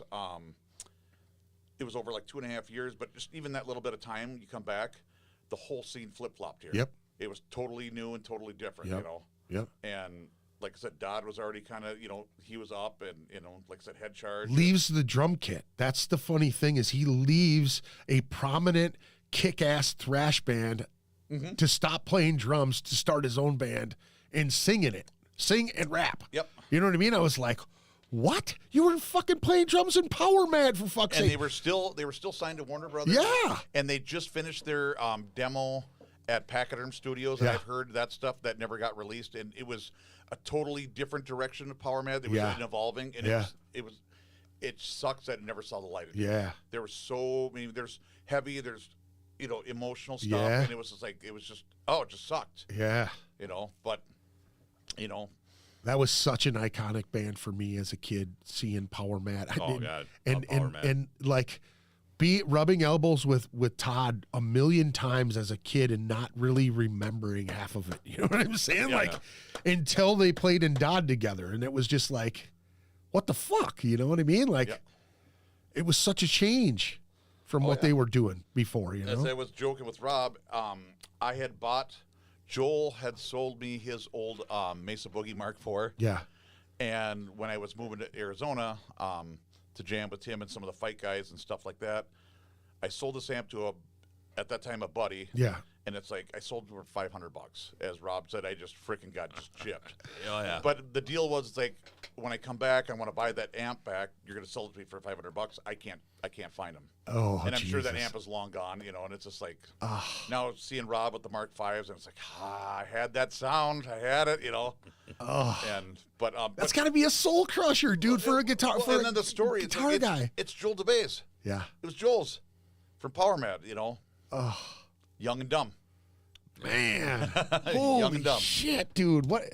That is a hell of a fucking piece of fucking history right there. Yeah. Just gone. Yeah. That's, yeah Did he know that it came? Did the person you sold it to know it came from there? Oh, yeah. Oh God. Oh, yeah. Oh God. So I don't know if he turned around and flipped it for $1,000 or something. You Right. know, who knows? Right. That's so crazy, dude. What did you think of that old stuff, Rob? Were you into Power Mad back then? Huge into Power Yeah. Mad. I remember getting down in the valley used to have like the pavement and concrete tapes by the Yeah. door, and that they had Let the Madness Begin. Yeah. That used to be free, right? And Yeah. I remember getting that for the first time. Yep. And Absolute Power came out. It's fucking phenomenal, dude. Yeah. And they just disappeared. Yeah. Then they did the Resurgence or whatever a few years ago. I went and seen them at Darkness Days. Yep. and- I fucking was gonna go with Yep. you to that Yep, shit, it was dude. fucking killer. Yeah, dude, love Power Mad. Huge when I was growing up. Yeah. They only did a couple things, but Yeah. still, Todd Hogg's guitar playing is phenomenal. Yeah. His leads are Yeah. fucking juicy, and it's cool because with social media and shit, I've connected with him and I've talked to him a couple times and stuff, and talked gear with him, which is pretty Yeah. cool. But yeah, Power Mad was huge for me coming up. Todd's leads and his phrasing, how he approaches guitar, it's like he plays like saxophone leads, Right. Right? I mean, it's just like, because he's like all over the board, but it sounds when he starts at something, and it's just like, even like really mellow emotional parts, it starts like you think it's going to fragment out, and just like once he's done, it's like you just realize after the last 30 seconds of the lead, you're just like, oh my God, that just happened. Right. Yeah. And it's like, holy shit. Dude, he's a freak. He's always been a damn freak since, And he's so since we were chill. kids. Yeah, dude. And he's just so chill and so Yep. humble, and just always just, Yeah. Yeah. He's been like that forever too. And I try to get him to, talk shit about somebody or something. And he just, he's like, Yeah. yeah, they're okay. It's like, come on, dude. Just, talk shit about somebody once, dude. Come Right. on. Right. We all do, come Yeah. on. But I remember in high school when Absolute Power came out. Yeah. Remember Friday nights when Z-Rock from Texas would be on Yep. on 93. Yeah. And they debuted Nice Dreams. Oh god. And that was just where you got the goosebumps and everything, because it's like, this is a Minneapolis band. Well, Joel's wife, Lori, I went to junior high with her. Yeah. So I remember them back then, when I was just a punk kid, just starting to play guitar. It's like, oh, fuck that, blah, blah, blah, And all of a sudden heard them on Z-Rock, and it was just like, wow. Yeah. Well, I remember we were talking about this before Rob even got here, is that when Todd used to work at Summit, and you guys used to have those keggers down in the studios all the time. And it was like, you guys had that studio that was underneath the stairs, and they were down the hallway, but there would be people fucking lined down the fucking hallway and in the main mezzanine deal. like right outside your guys' door. It would just be a massive party, and the fucking the Summit beer would be like this thick on the fucking floor, man. Oh, so I was telling you, so the night of the Halloween '91 blizzard. Yeah. So we had played, we'd opened for them at Mirage. We were main support with them, and they paid us with 2 kegs of Summit. And it was kind of, I think Todd's birthday's around that time. And so, obviously no cell phones, none of that. We're all on windbreakers. Nobody in the state had any idea what was coming. Yeah. So we're down there till 2 a.m, and it was just us and Power Mad and a couple of friends, and we just freaking Open the door. Oh, we're just shooting Roman candles down the hall. Todd brought down his one of his home brews, this German thing. It was like 12%. So I mean, everybody's just drunker than 10 Indians. Yeah. Sorry. Yeah. But Drunker than 10 Indians. Holy shit, we're gonna get shut down. I'm gonna right get there. canceled now. Yeah. But we left at 2 a.m, and there's 3 feet of freaking snow. Yeah.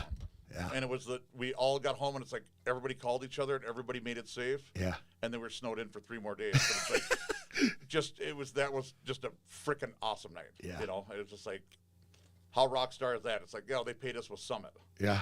And that was not like a normal beer to drink back then either. That wasn't the cool thing to drink. Was Summit. I remember drinking that beer, going, "Oh, this is fucking got some stank on it," because you're used to drinking Miller Lite, Bud Light, you know what I mean? MGD. Yeah, something a lot lighter than that shit. And I think that was like one of the first IPAs I'd ever had, and I was just like, "Oh, this is fucking horrible." Yeah. I'm still not a huge Summit fan, but man, it was that much cooler when you knew the guys in Power Mad had something to do with it. You know what I mean? Yeah. That was just crazy, dude. So getting that show too, I just remember, because I remember Decker was, rest his soul too, but I remember he was hot that they put us on main support because Dodd pushed for it. Yeah. Because Dodd kind of saw something in us, because he would always we didn't know him, he would just pop into the studio. Yeah. And Tim and I were writing a song. All of a sudden, Dodd comes in with, "I'm going to do my best North Carolina accent. Play that riff again. Play that riff again." And we play it like 3 or 4 times. "All right, I'll talk with you tomorrow." And he'd leave. And Tim and I are going, because they're 2 doors down from us. It's like, these fuckers biting our shit. Are we going to hear this, Yeah, on the 3 days next later? Power Man album. But, Decker was pissed because they put us ahead of Game Hens. Yeah. Where Decker was like, these guys are brand new. Why are you doing that? And Dodd just pushed for us. So that's where Crown Lick we got instant exposure, because like both those shows we played there, it's 1,000 people to Mirage. Yep. And so we got instant exposure like that. So it was, we made no money, but after that, things were I roadied for you guys at some university in Wisconsin. Oh, at the Davy Center in Yeah. Eau Claire. Yeah. With Coup de Grace and Game Hens too. Yep. That was fucking insane. Yeah. That was such a crazy show then too, man. God, we were just fucking babies, dude. But we got spoiled because the promoter was a professor, the chick. Yeah. Where we had catered it. It was like a whole buffet, lasagna, everything. I remember that. We I had got some of that lasagna. Oh yeah. That was fucking Yeah. fantastic. I remember that shit. Yeah, that was a fun show. Yeah. And Jeff Litke, bass player of Power Mad, where I learned to wrap my cord at least once through my strap. Yeah. Because he came up when we were playing right in the middle of a lead, and he just fucking bink, and he freaking unplugged me. Wow, And dude. it was just like, I was so irate. And, Mama Shank in the house. yeah. And just remember chasing him backstage after the show. And it's like, dude, I'm gonna fucking kill you, you fucker. Yeah. It's like, Jesus, But, He just taught you a lesson. yep. Live lesson. Here you go. Boonk. And they said they used to mess with Coup de Grace all the time too when they play with them. Oh yeah. And Jeff said they would walk by Jimmy Coo's amp and just all of his knobs. And he wouldn't know till they went on stage. Oh my God, dude. Oh, dude. Jimmy Coo was really finicky about his shit too. I can imagine that didn't go over so well, dude. Bass, mids, trebles, everything. Oh yeah. Just fucking, dude, that's horrible, man. Oh, yeah. That's a rotten trick to play on a guy. You know what I mean? You're ready. It's just fucking. Yeah. Oh, yeah.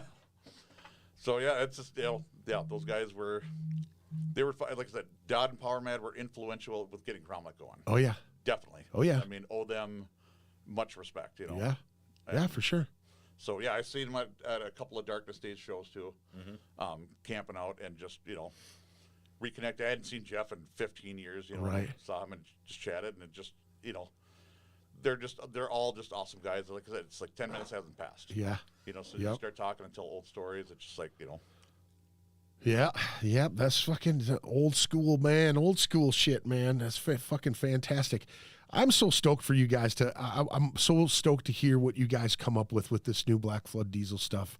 It sounds like you guys got it locked in pretty fucking good, and that things are gonna look up real good, man. I'm really excited about it, man. Hopefully, yeah, me too.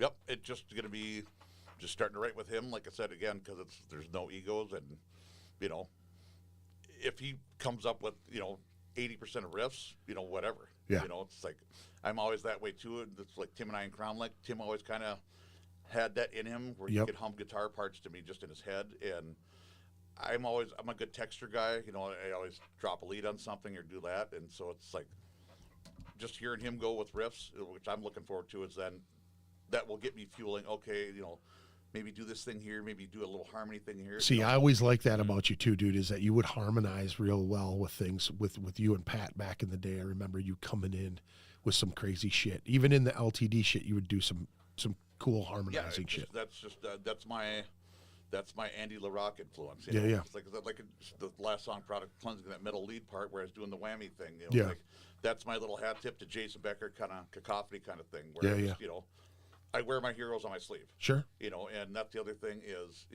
so many young dudes, and you ask them, what do you guys sound like? We're really different. You're not fucking different, man. Yeah. Nobody's different unless you were fucking Bach or Beethoven who invented scales. Right. I love the fact that when people actually admit taking, this is where I get this vibe from, this is where I get this, the way I come in on this or the way I trill on something. I love when people admit this is where I got this vibe from. I think it's that much cooler. You know what I mean? Like, you always give mad love to Dave Mustaine, and watching that was that Murder in the Front Row or whatever, that shit, where all of those old folks, all those old fucking Bay Area bands were like going, yeah, he was the guy. He was the dude that everybody fucking looked up to, and him and fucking cat from Exodus too, fucking Gary Holt. Oh yeah, and they talk about those guys in that documentary about they just elevate above everybody else. Like, people took their picking style, people took the the things that they did. I love hearing that shit. It's one of my favorite things because you can take all of that, but you're always going to add your own spice on it. You know what I mean? Like, you just add just something to it, half of a time signature, anything that's just a nuance of some sort that you go, okay, I took this idea from here. You could hear how I come in on this, but then I add my own thing to it, and then you kind of go back to that ode to where you go to them old guitars. I fucking love that shit. So our Sunday when we just finished up, we were loading out, and that's what I was telling you before Rob got here, and we were just laughing because it's like Rob just like, you just took Alex Skolnick and fucking James Murphy and sucked both their souls, and kept it, right. And it's like, but I vomited it right back out, right. And that's Now, you were a huge Murphy fan back in the day, weren't you? Oh yeah. Now I remember hearing Cancer from you and Tim for the first time. That Cancer and when he was on Obituary, and Obituary, because he was just that dude who was that's why he popped in and out of every band, and some of it maybe he was back then difficult to work with or whatever, or just wanted to keep doing his own thing and be on something new, be on the newest album, But now he did what? Cancer. He did Death. He did Obituary. Yep. He was on Spiritual Healing. Disincarnate? Was he in Disincarnate too? Yep. He had, I think, one of the albums he did a lead on or something like that. No, he is Disincarnate. Oh, that's his. Yeah. That's his project. Okay. But yeah, he's definitely a guy I don't think about a lot of times. Testament. Yep, definitely Testament. But like Dodd had told me too, is he says, he's like, I always hear you always sound like Vivian Campbell, like Dio days. Right. Which I get that because I'm not like super polished, like my leads, I've got the, whatever, all the stuff, but it's like I'm not Petrucci, you know what I mean? I'm not right. I'm always a little bit raw. So that's kind of tough in the studio, Just we're doing leads where it's like, dealing with Will, and it's like I need to do this one again. I got to do this one again. I got to do this one again. And then it's like, all right, it's a demo and that's it. Yeah. We're good enough. Yeah.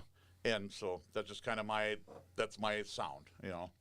Still have all the other stuff, like the harmonies, like I said. Now, what kind of sticks are you guys playing in this project? What guitar are you?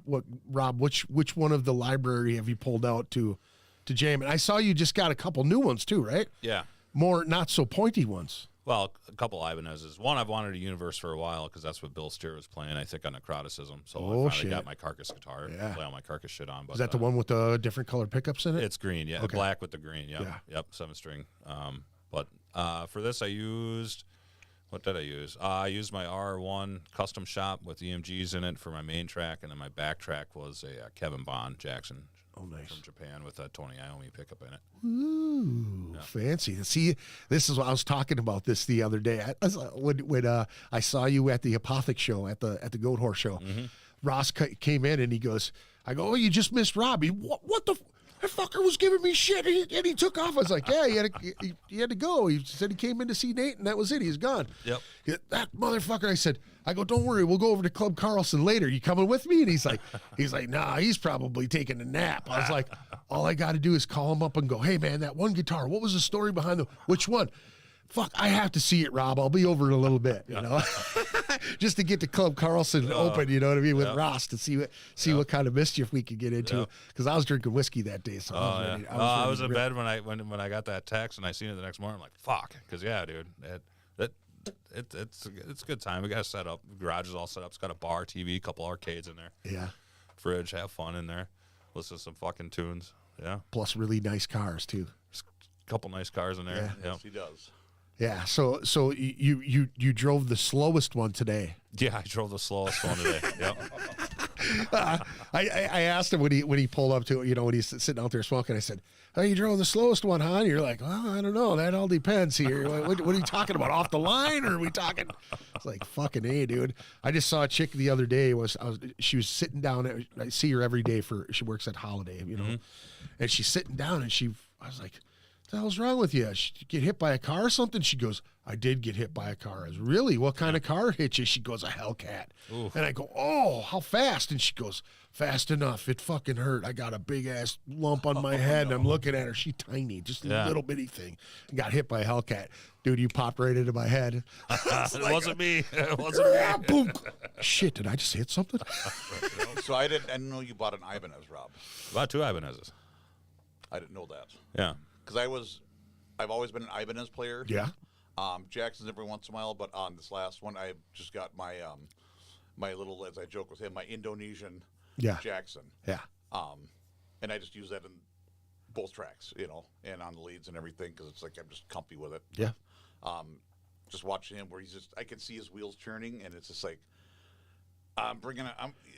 the next day on Sunday we're gonna do second rhythms and leads. He was like, I'm gonna bring this other amp down and start doing this, and then he shows up with just a guitar, and he's like, "No, I'm gonna do it on the Mark V, and I'm using this Jackson, but different pickups, different wood, different character, different stuff." Yeah, because the custom shop was alder with the active EMGs, and the Kevin Bonds all mahogany with a passive Iommi. And it makes a huge difference because the mahogany's got a lot deeper tone. That's why we push the mids up a little more on that second track. Yep. To get it to blend. But it's like where you had the same amp, which sounded totally different. Where at the Kemper, I had 2 different settings, so I was using the simulated Soldano, and then the next one he just came up with let's try this angle, you know. I think that's what it was, right? Yeah, angle Powerball too. Yep. And then just, you know, Will's just like, yeah, that sounds good. He's like, what do you think? I'm like, you guys tell me when you want to start recording. I'm with you, fellas. I'm just listening to you. You tell me when you guys like tone, let's go. You know, Tony. I'm with you, fellas. Oh.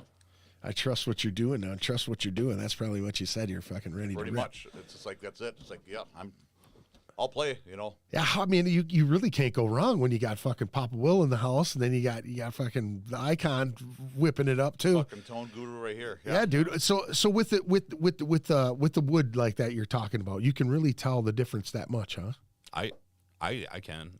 Yeah, there's different wooden pickups. Like I said, pickups. Yep. You can have the same 2 guitars, different pickups. Just telling him when I bought my Indonesian Jackson, I was at Guitar Center.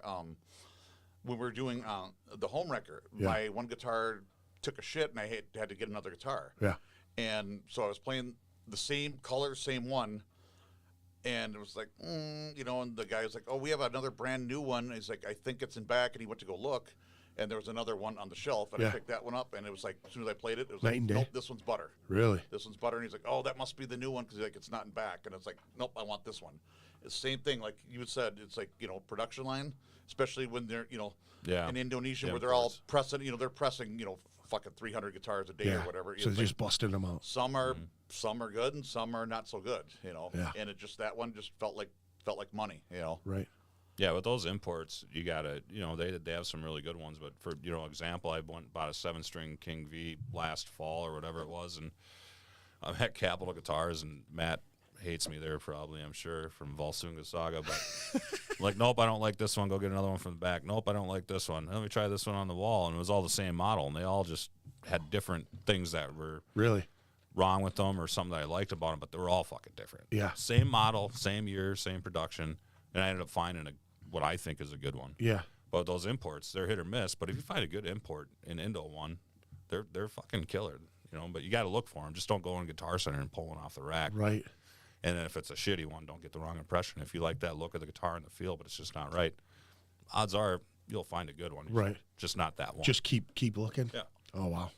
That's fucking amazing, man. That it varies that much, especially. Yeah, the Indonesian shit was when they were running their Pro Series out of Indonesia for a while. Because I had some really killer Pro King Vs, and then I had some really shitty ones that as soon as I got them, I just flipped them right away. It's like, this is the same production line, but it's like almost two different guitars. Right. Do they have? I mean, with the numbers, can you tell by the numbers too? If you look at series numbers or anything, No, not with the Indonesian shit. It's all just stamped and sent out the fucking door. Like USA and Japan stuff, you can track when it was built, and then by when it was built, you can track what factory is built, sure, custom shop, whatever. Yeah. But that's pretty sweet. When is it the time where Rob brings you over a guitar to play because he knows that it's just gonna fit your style? No, that Jackson he's got is pretty fucking sweet, dude. Yeah. I'm still waiting. Rips. I'm still waiting, but it's, you know. Again, like I said, I'm just like, Rob is way more versatile, where he just can adapt to different guitars. Where it's like, I find my honey, you know, and I want to just play that one. Just that's it. Well, you've always been like that, though, dude. You know that red guitar you played for fucking ever, dude. I remember that, and then the purple one you were talking about as well. Had the red Charvel, which was funny because I've always been kind of an Ibanez guy, but then I bought that purple Jackson from Joe Jakovic. Yep. And whatever happened to that cat? Did it just disappear? Just, you know, I think having family kids and just family and all that. Because I know he did always like Grace that dude. Point He for a was little so bit too, and all that. You know, obviously he was in Dodge for you know a spell. But no, just another amazing cat. You know, just another. He was a great player too. Guitar player too. Yeah.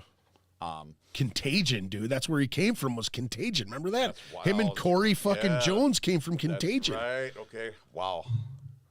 That's a blast. Yeah. That's a old school death metal shit, dude. Otherwise, Joe just training how to kill people. Yeah. He can just murder you with his bare hands. You know. You're fucking dying and Take shit. your wristwatch and choke you with it. Yeah. You know what? And being kind of a fucking knucklehead myself, like when I saw him in the gym training, like, because I trained at the same place that he did for a little while, it was like, oh, okay, yeah, I get it now. Because he was always in great shape, you know, super fucking well put together. But you see him choke the fuck out of somebody with a gi on, you're like, okay, I got you. Yeah. Nice to see you. You know, that type of shit. It was such a sweetheart of a guy, though. Such a sweetheart of a dude. Yep. No, just super good guy. I can't. It's probably been 10 years at least since I've seen him. Yeah, I think last time I saw him was at an LTD show. And he was just there, and I was like, oh, hey, you know, holy fuck, what's up, you know? Yeah. And even then he was just like, oh, I, you know, found out you were in this band, so I wanted to come check you out. Yeah. You know? Yeah. And then when I had a brief stint with Dodd after Joe, so I was playing rhythm for Todd, and I had one song where I had a lead, and it was Joe did the lead in the song. Yeah. And so it's like him seeing me at First Avenue, and it's like, you know, dude, you fucking butchered my fucking lead. Did he really? Did he really? Just busted my balls. Oh yeah. Dude, you fucking totally butchered that. And it's like, dude, you guys go so far back, dude. That's so funny, dude. It fucking Joe's busted your balls. That's hilarious. No, that's like I say. Everybody, you know, in scene and just friends, everybody's always kept me humble. You know. like I said, we were just joking about we're gonna do product on this demo instead of another song, and that's what I was like, oh, now you're gonna have to butter my fucking head to get me through the door. You know? Two Now, leads. How do you feel about that, Rob? I mean, you do a lot of that stuff on in your other bands too. I mean, what now? Do you feel like you'd be able to take some lead stuff from them too, or would you? No, because even in Kill the Master, there's a section where there was another lead, and he's like, "This section's yours for lead." I said, "I am not playing a lead in this band. I am not going to embarrass myself. Yeah. I'm just not going to do it." Yeah. Just So- because of his style, you think it would? Well, I mean, didn't fucking Hanneman and fucking King do the same shit too? Though? I would be. See, here's the thing. I would be Kerry King, and Kerry King was the worst lead player. So I'm not going to be fucking no, not doing that. So no. Just Kerry I'll King. hold down the background with G and Chewy. So Yeah. Just Kerry King. All he had to do was just a little delay at the end. Yep. Because it was always just whip, whip, whip. you Die know? bomb, die bomb, die. But it's like when he's warming up and stuff, and I'm listening to him, and he's just not mic'd up or anything, and he's just. It's like, dude, you can fucking play leads, Yeah. So I'm just like, but. you have that area covered just fine. Maybe as you go along, you think you switch it up, do some old school forbidden shit where dualies. We gotta get into writing the new stuff and then see what happens. There's gonna be some harmony shit going on, just that kind of stuff. I wouldn't expect any less. No, as we start getting into that, because it'll, like I said again, the same thing. It's like he comes up with a chunker, and it's like, oh yeah, right here, and then right here, that's, do 2 runs of it just dry. We play the same thing, 2 runs where I'm gonna freaking rip this over the top. And Yeah. like I said, we're gonna feed off each other. Awesome. Because it's just. We're all in it for the same game, just the best product, and that's what it's like. Nobody cares. Like, I don't give a shit if you write everything. You know what I mean? Right. It's all for the greater good. So. Oh yeah. Fuck yeah, dude. Well, you guys, I appreciate you coming in and doing this, man. I appreciate it so much. Thanks for having us on. Always, Yeah, thank you always a very much. pleasure to have either one of you guys anywhere around me. I appreciate it very much. You guys are talented motherfuckers and good people, man. And I'm glad that you guys are fucking together. You're docking it. We're docking you. Don Dockin. Yep, Don Dockin. Don and Rob Dockin. That's what it is right there, dude. Rob had me at hello. Yeah. He had me at, you want some whiskey? At 6 in the morning going, well, apparently we're jamming, so what are we tuned to? Yep. Yeah. That's the way you started The- off. The my wake eyes- up- it was the like wake my up right eyes, there, it's like, dude. okay, we're in Yeah. drop B, and Yeah. then, yeah. Hell yeah, dude. Here we are. Good deal, man. I appreciate you guys coming in to do Thank this, you man. very much, sir. Where can they all the Black Flood Diesel stuff is on like iTunes and all the streaming stuff, all the streaming platforms for the most I part? think Greg was working with Jordan about getting everything on Spotify. Well, yeah, I was working with Jordan. He was going to get it to me, and then I was going to give it to Greg. He was going to decide what he wanted up. We'll have the old catalog uploaded this summer. Okay. At some Sweet. point. Sweet. Awesome. Well, I'm excited for this EP to hear what you guys did with this that tune that you guys did was a product of cleansing. Product cleansing, yep. Very cool, man. And you can really hear fucking Greg's voice, man. It sounds really strong on that track, man. I'm super excited to see what he comes up with too, because Mixmaster Moog is gonna be in the mix of that, and with all those fresh vibes in the mix too, with him with a clean head, dude. It's gonna be fucking phenomenal. I honestly, I'm pretty excited for you guys to see where it goes, because I think that it's going to be the phoenix for Mr. Moog. He's going to come out of those ashes of whatever it is he's trying to get through, man, because you can see it in his eyes, man. Yep. He looks hungry again, and that's a scary thing when you get Moog hungry He's again. got, you know what he's I'm got a saying? mission. He's got a purpose now. And Yeah. like I said, it's getting really fucking fun. It's Yeah. getting really fun. I can imagine when you're saying you're mid fucking mid practice and you got your goosebumps going on and excited for to get those riffs ripping, because it's gonna happen and it's gonna be fucking fire. I can't wait, man. It's kick ass. Well, again, thank you for coming. Thanks everybody who joined us this evening. I know there's between 12, 13 people watching and a lot of people. Look at that, Sean Jensen even jumped in here, dude.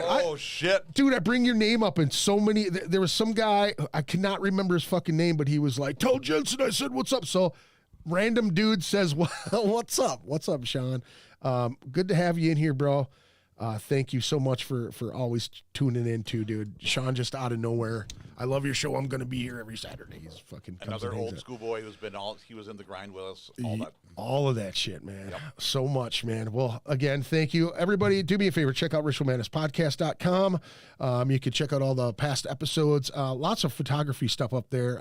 We got some shows going on at the Skyway. I hope that it lasts a little longer than it's projecting to last. The shows haven't been doing very well. I think there's a lot of bad mojo that goes along with that club, and we're trying to break that stigma and trying to get people to come in there, new people in there, us doing new things in there, trying to support the local scene and keep something going here.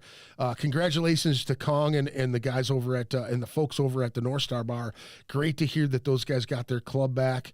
And they're going to be doing shows in the heavy Thursdays for the motorcycles and all that stuff.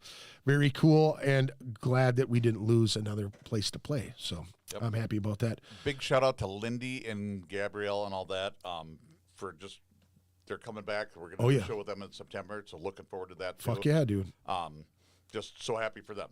Absolutely They persevered and did a whole clean sweep, and that's tough. Yeah. And especially as far as they've been in the grind for forever too, and that's a tough thing to regroup, man. To just start over. And because I've started over many times. Yep. And I mean, they were fucking touring and doing everything with the multiple lineups. So it's good to hear that I know they were rebuilding. So that's good. Again, thank you for joining us. Have a good evening.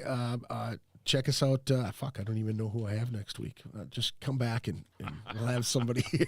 Iggy Pop. Yeah, there you go. That'd be nice to have Iggy Pop. Thank you very much, folks. You have a good evening. Peace out. Ritual Madness Podcast. Ritual Madness Podcast. Ritual Madness Podcast.